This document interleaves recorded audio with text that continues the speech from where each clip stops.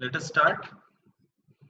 In the previous lecture, we were discussing how we can use X-ray diffraction to determine the crystal structure of solids.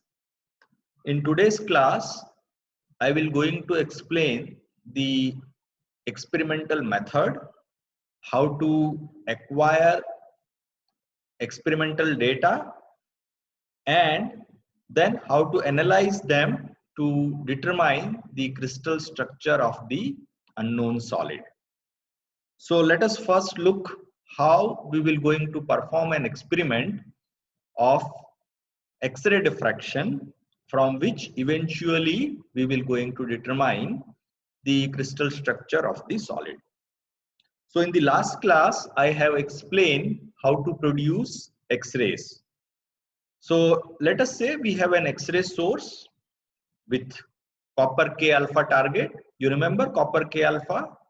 It has its wavelength, which is characteristic K alpha peak at 1.54 angstrom, which is typically the D value of the crystalline solids. So we can use copper K alpha radiation as the X-ray source. So as shown in the schematic diagram, we have an X-ray source and the X-ray is being emitted, which is hitting the sample stage at the center. So what exactly the sample stage is? Sample stage is just a base on the top of which we have kept our solid in the form of powder. So the method is called the powder method. Remember, if you have a solid, you cannot directly put the solid as such in the powder method. You have to grind it in the powder form first, and the powder goes on the sample stage. And then when the X-ray hits the solid, as per the D values of the planes, different X-ray beams will get diffracted at different angles, which needs to be detected by an X-ray detector. So we have an X-ray detector which is movable along this dotted line, along this dotted arc. The dotted arc is called the goniometer. So in a typical powder method, we have an X-ray source which is emitting X-rays hitting the sample stage with an angle of incidence which is equal to theta, and the scattered X-rays goes in different directions where your detector can be put. So what we have is a moving detector. Detector can move anywhere on this arc. If I want to define the position of X-ray detector in terms of its position vis-a-vis to the transmitted beam, you can say that your transmitted beam position is such that the detector is always at 2 theta position. I hope this is clear to you why it is 2 theta.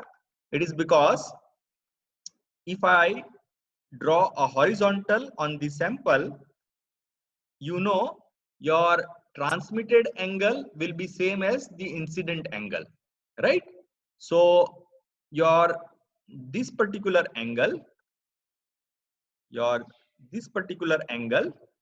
is theta, and this particular angle is also theta, making my total angle to be equal to 2 theta. And that is why in X-ray diffraction experiment, what we measure is always a 2 theta position. Now, whenever the Bragg's law is satisfied, which is lambda is equal to 2d sine theta, then you will get diffraction that is superimposing on each other as a positive contrast. That means you have a bright spot at that particular theta position. Now for a given solid, you have some d value. For example, your solid is, let us say, NaCl, and it is an FCC structure. So there is a definite d value for 100 plane or 110 plane or 111 plane. So for every given plane, there is a unique d value. Why? Because d value is the distance between two parallel planes. So if I look along the edge or along the face diagonal or along the body diagonal, those distances are different. So you have range of certain discrete d values possible. And for those d values, to satisfy the Bragg law, which is n lambda to be equal to 2d sine theta, in which we are taking n to be the first order diffraction. So I am not writing n, instead it is 1. So lambda is equal to 2d sine theta. If your d is unique, then the corresponding theta will also be unique. What is my point? My point is, only at certain discrete theta positions you will get a diffraction where the Bragg's law is being satisfied. Each of these diffraction corresponds to one particular set of d value, and that d value corresponds to one particular set of planes that is present in the solid. Now we remember that your lattice planar spacing d is also correlated to the lattice parameter A and the Miller index HKL by this expression: d is equal to A upon under root h square plus k square plus L square. So if I substitute the d value in the Bragg's equation, means I am substituting d here, then I have lambda square and then squaring it. So lambda square is equal to square of 2 becomes 4, and on this side it is a square upon h square plus k square plus L square. So you have eliminated the under root into sine square theta. If I rearrange this in terms of h square plus k square plus L square, then it is h square plus L square k square plus L square is equal to 4a square upon lambda square sine square theta. Now this is interesting. For a given solid, there may be multiple d values because d is the interplanar spacing. But for a given solid, you have a unique lattice parameter A. So if I focus on this number, 4a square lambda square, then for a given solid, since A is constant and for a given X-ray diffraction source, your lambda is also constant. So your h square plus k square plus L square is equal to constant times the sine square theta. So what you have is this number h square plus k square plus L square, you can say, is proportional to sine square theta. That is what I was precisely explaining in the schematic diagram.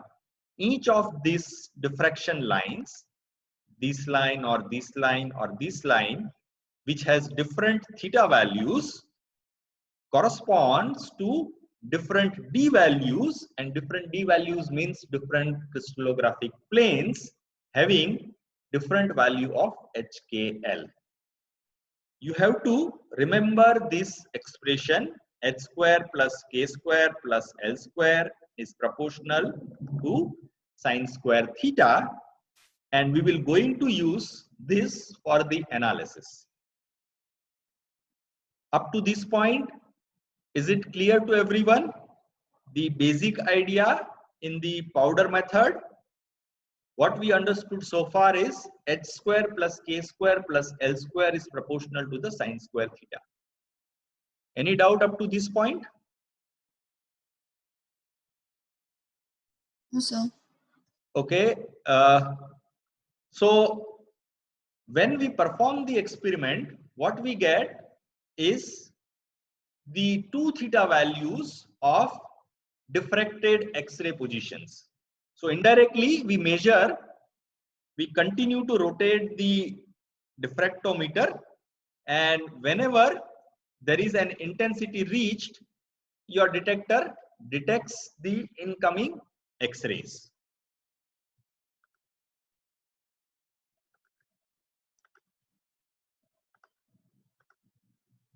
So any X-ray diffraction experiment will give you data which is a graph of intensity versus diffraction angle. Now, what is intensity here? Intensity is basically the intensity of diffracted radiation which is being detected by your X-ray detector. And diffraction angle, you people know, I have just shown you in the schematic diagram. It is the position of the detector vis-a-vis to the transmitted X-ray. So machine always measure intensity of diffracted X-rays as a function of diffraction angle, which is 2 theta. Now, irrespective of the material, your X-ray diffraction pattern, which is basically this graph, could have 3 possible structures. I have shown 3 different graphs, and you can see they are dramatically different from each other. Let's see what they represents. The topmost graph, where you can see in the intensity versus 2 theta plot, you have certain discrete diffraction peaks position at unique 2 theta values. So for example, your first peak appears at this position, then nothing, and then another peak comes, then nothing, another peak comes, in between there is nothing, then another peak comes, in between there is nothing. What does this means? It means that for those 2 theta positions where your Bragg's law n lambda is equal to 2d sine theta is satisfied, you have a positive diffraction, means you have high intensity. For other positions, you have negative diffraction. That means the phase difference between wavelets were such that they negatively superimpose on each other, and hence there is near zero intensity for all other intermediate positions. So from here to here, there is no diffraction, and at these 2 end positions, you have Bragg's law satisfied, because of which you get some intensity of the diffracted radiation.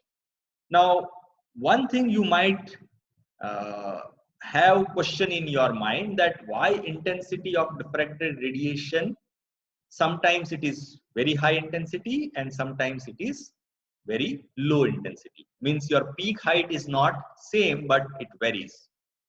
This is dependent on the amount of planes producing the diffraction. So if the number of planes giving you the diffraction in that particular direction is more, your intensity will be more. And if the number of planes giving you diffraction in that particular position is less, your intensity will be less. Remember, this depends on the orientation of the small atoms, rather I should say small unique pieces of powdered pieces.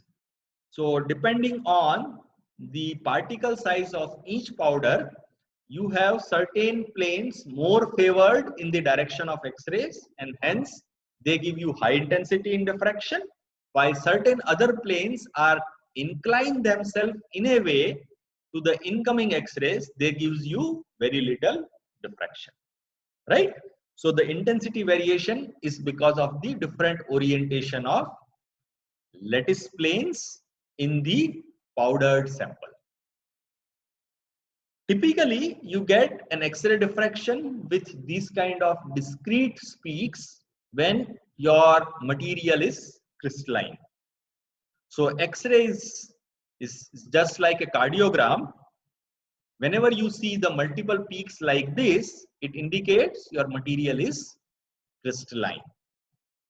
Instead, if your material is non-crystalline or say amorphous, instead of multiple peaks, what you get is just one broad distribution of continuously varying intensity. You get something like this. This is the typical characteristic of a material which is amorphous or maybe in the liquid state, because liquid state is also an amorphous state.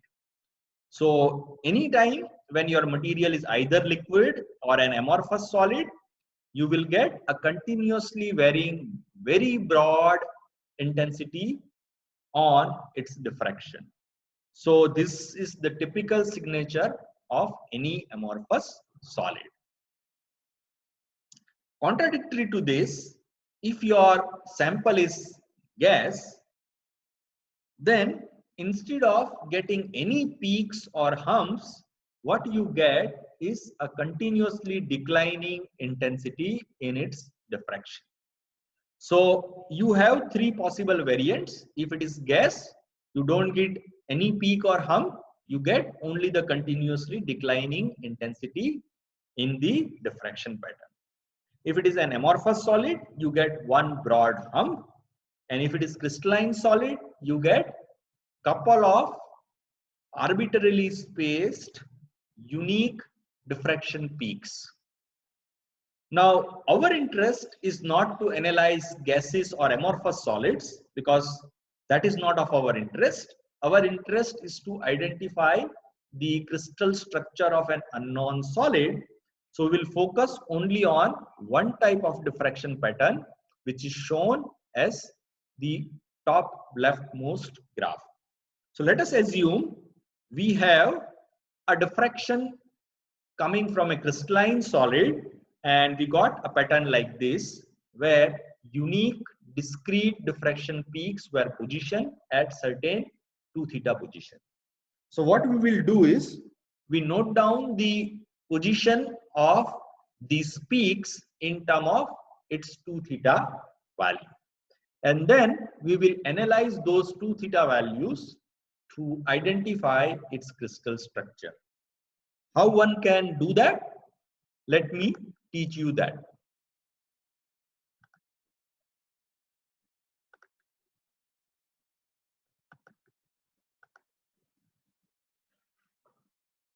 Let us focus on this particular unit cell.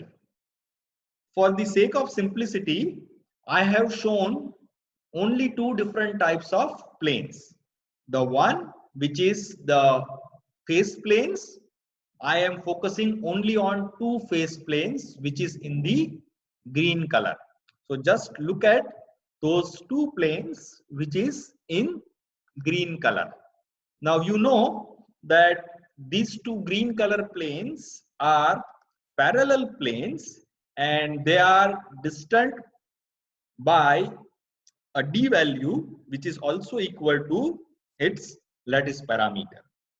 Now if your d is such that your n lambda is equal to 2d sine theta, then the diffracted rays from both of these green planes will be in phase. You can see the diffraction coming from the top green plane and the diffraction coming from the bottom green plane have identical phases. So when they superimpose on each other, they add up to their intensity. And that is why we get that unique diffraction plane in the previous case.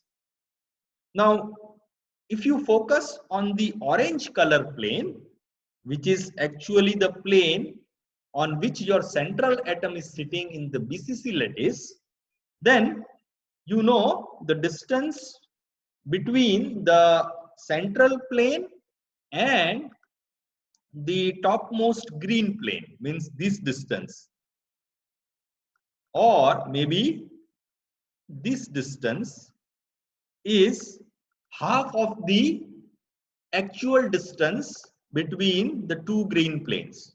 What is my point? My point is distance between orange and green plane is half of the distance between two green planes. Now, if two green planes were positioned in a way that it is satisfying the Bragg's law and lambda is equal to 2d sine theta, then your two planes, one of them is the middle orange and the other one is green, means the combo of these two planes are at d by 2 distance apart, and hence since your Bragg's law is and lambda is equal to 2d sine theta, if I make d equal to d by 2, indirectly I am not satisfying the Bragg's law, and therefore the diffraction coming from the orange plane and the green plane are out of phase. Now if you see the one which is green color plane wave and the other one which is coming from the orange plane, let me show that with a circle. So these two are out of phase. Why? Because your distance is half integral of lambda. Instead of d, now it is d by 2. So it is half integral of lambda. So it is out of phase. What is my point? My point is you can see the green planes in the X-ray diffraction pattern, but you cannot see the orange plane in the X-ray diffraction pattern. Why?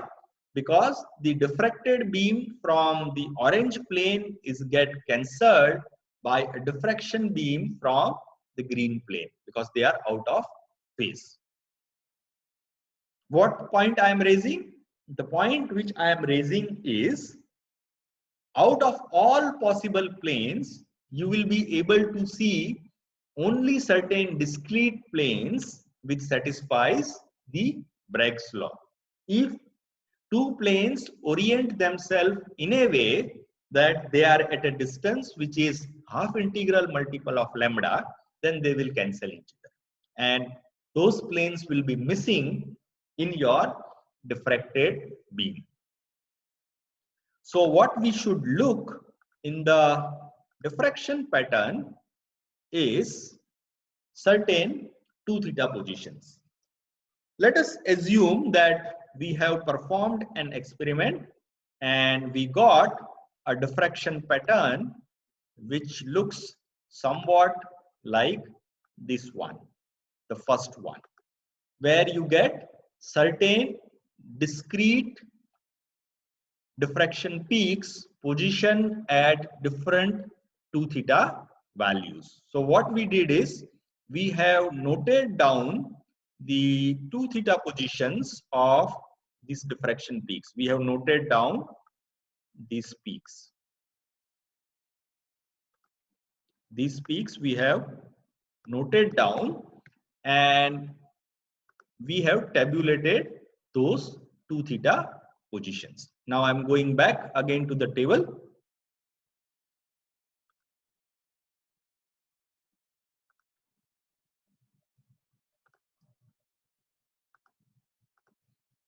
So what we have is these 2 theta positions noted from the X-ray diffraction pattern. So we have these 2 theta values. From the 2 theta value, you have to compute the theta value. This is the process of analyzing the diffraction data. Always your graph will give you the 2 theta position.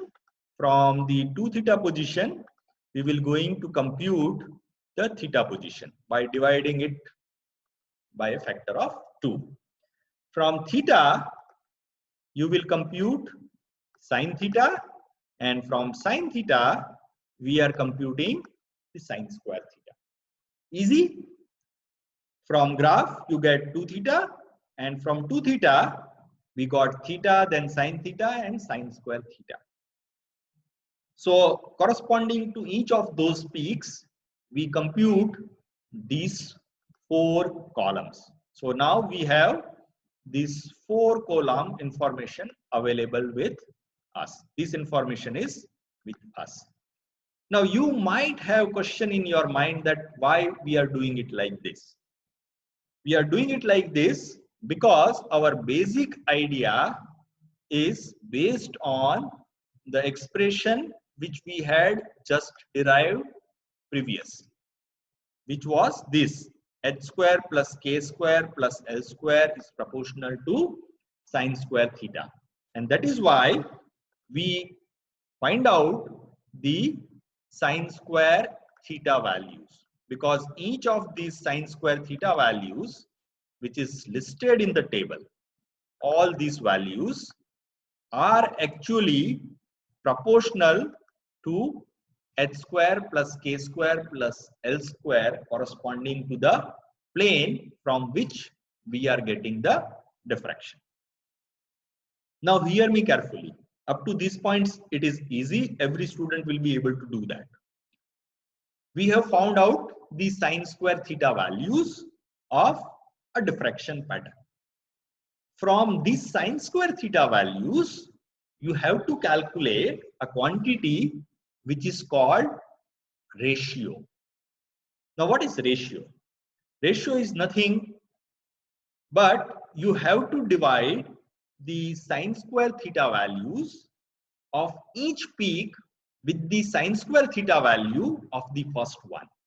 I repeat, you have to divide the sine square theta value of each peak vis-a-vis to the sine square theta value of the first peak. So what is my sine square theta value of first peak? It is 0.11. So I will divide every sine square theta value with 0.11. Say my first division will be 0.11 divided by 0.11. So I get this. Then in the second case, I get 0.14. So I am dividing 0.14 by 0.11. Then 0.29 divided by 0.11. And things like this. We continue till end where I have divided 0.87 divided by 0.11.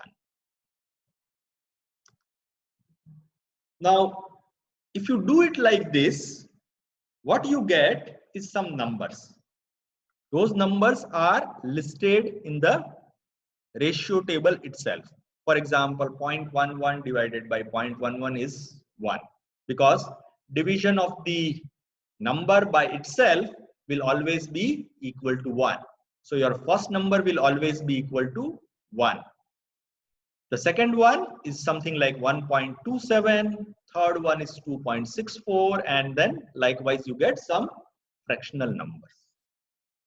Now once you get these fractional numbers, you have to multiply these fractional numbers by any integer so that every fractional number gets converted into an integer number. What I am saying, I repeat, you have to find out a multiplier. By multiplying with it, all these fractional numbers should get converted into an integer number. So let's try to see which integer number we should use. For example, if we start by multiplying with the first integer, which is 1, you can see your second fractional number is 1.27. So if I multiply it by 1, it will not going to get converted into an integer. So 1 will not work as a multiplier. If I instead choose multiplication by 2, then 1.27 into 2 will still be something like 2.54, which is also a half integer. So multiplication by a factor of 2 will also not work. Let us try multiplying with 3. If you now start multiplying it with 3, you will see that all of these fractional numbers will go to an integer number.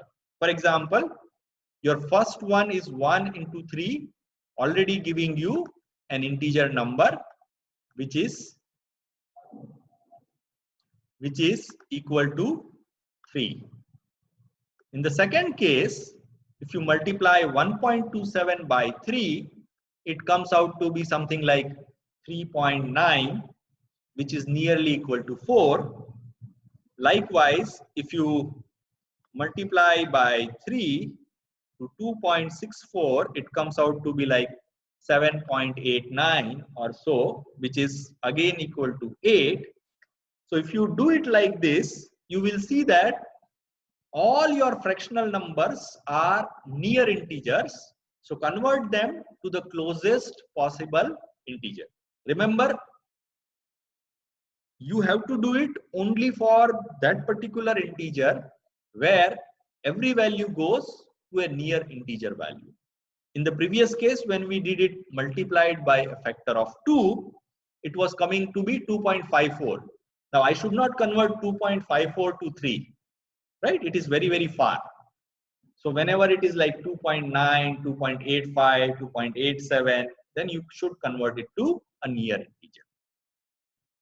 So what we did is, I repeat, we have divided every sine square theta value with the sine square theta 1 value. I get some fractional numbers, and then I found a multiplier. By multiplying with that number, we get the ratios getting converted into an integer number. Now, what exactly this integer number is? That integer number is nothing but your h square plus k square plus l square. Why? Because your h square plus k square plus l square was proportional to sine square theta. So this number is nothing but your h square plus k square plus l square. So now you can predict the index HKL from the h square plus k square plus l square value. For example, your first h square plus k square plus l square value is 3. So can you say for which value of HKL the sum of square, that is h square plus k square plus l square, will be equal to 3?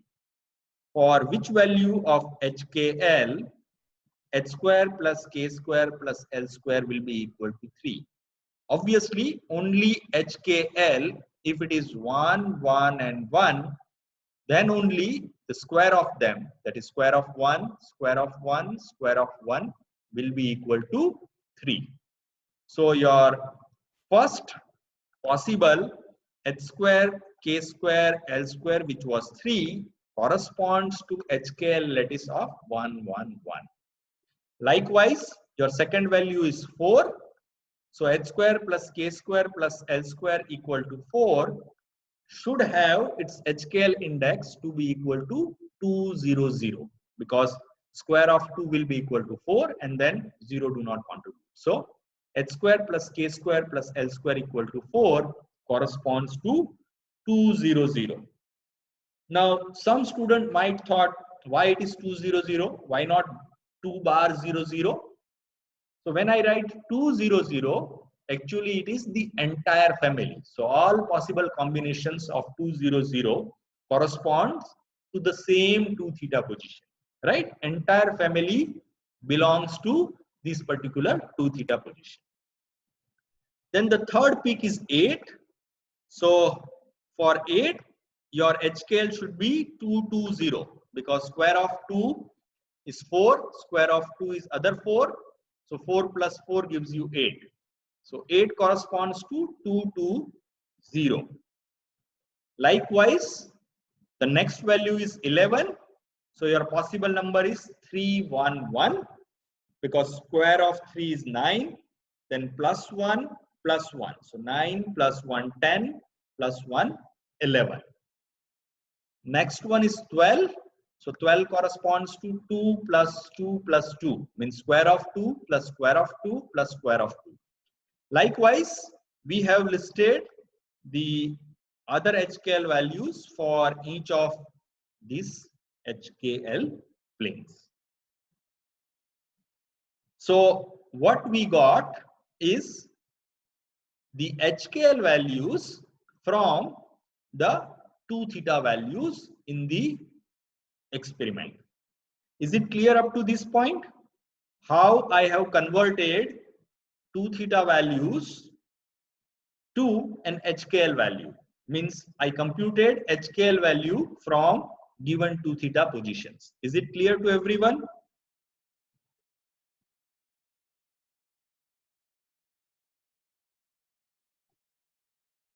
Okay, I guess there are no doubts up to this point. So what we got so far is some HKL values corresponding to 2 theta positions. So indirectly now the planes producing the diffraction is known to me. What I want to know is in fact the crystal structure. So by looking at these HKL values, can I predict the crystal structure? Answer is yes. You can predict the crystal structure of the solid if you know the HKL values which we have just measured. How one can do that?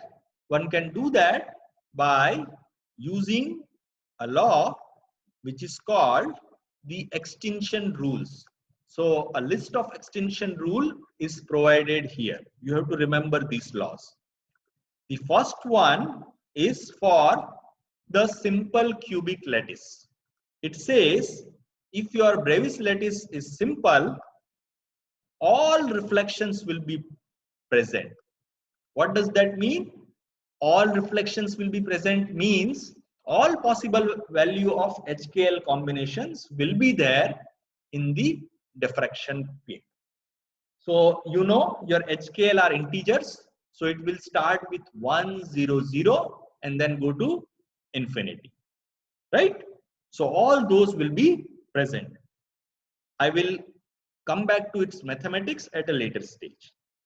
Second rule says if your crystal structure is body centered, then only those reflections where your H plus K plus L is even is present. I repeat, if your crystal structure is body centered, only those reflections whose HKL sum is even. Means you have to sum first and then see whether it is even or not. If it is even, then it is body centered. And for face centered cubic, the rule says your HKL should be either all odd or all even. Means your HKL index, the 3 digits has to be either all odd numbers or has to be all even numbers. So here is the summary. What you should look for simple cubic, all reflections of HKL will be present. For BCC, only those reflections will be present whose H plus K plus L is even. And then if your lattice is FCC, you have either only HKL that is all odd or all even will be present. Now there is one fourth variant which is called the diamond cubic. I will teach you the diamond cubic structure at a later stage. It is basically a variant of FCC. So let us also look at the extinction rule for the DC. For diamond cubic structure, your HKL should be either all odd, means only those reflections which are all odd will be present, or there is another condition. If all reflections are even, then your sum H plus K plus L should be divisible by 4. That means whenever you are having an FCC structure, you should check your H plus K plus L is divisible by 4 or not. If it is divisible by 4, then it is diamond cubic. And if it is not divisible by 4, that means it is simply satisfying your previous condition.